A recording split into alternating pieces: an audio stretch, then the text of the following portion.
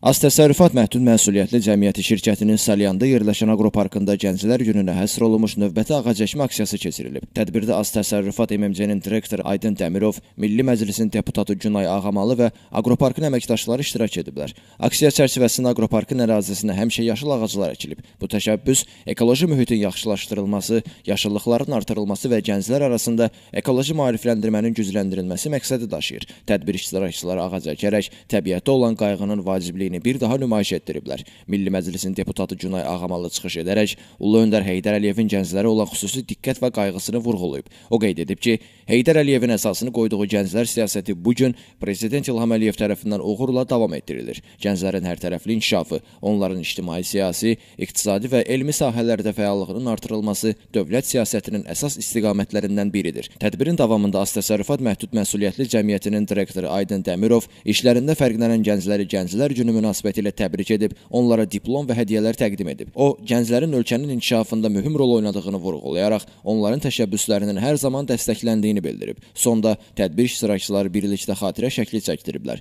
Ağacəkmə aksiyası gənclər arasında ekoloji şuurun artırılması və təbiətin qorunmasına töhfə vermək məqsədi ilə müsbət bir addım kimi qiymətləndirilib. Bugün biz Salyan rayonunda Az Təsərrüfat MMC-nin təşkilatçılığı ilə 2 fevral Gənclər Gününə həsr olunmuş ağacəkmə kampaniyasında iştirak etdik.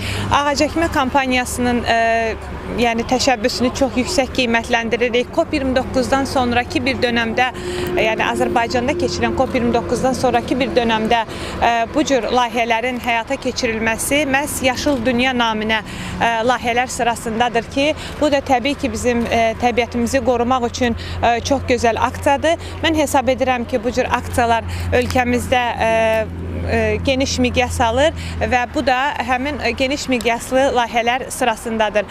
Təşəbbüsə görə mən Az Təsərrüfat MMC rəhbərliyinə təşəkkürümü bildirirəm və bu cür aksiyaların gələcəkdə də olmasına ümid edirəm və təbii ki, biz də öz tərəfimizdən bu aksiyalarda çox böyük məmnuniyyətlə iştirak edirik. Elvin Qudratov, Səmil Şahlaroğlu, Bugün informasiya proqramı üçün.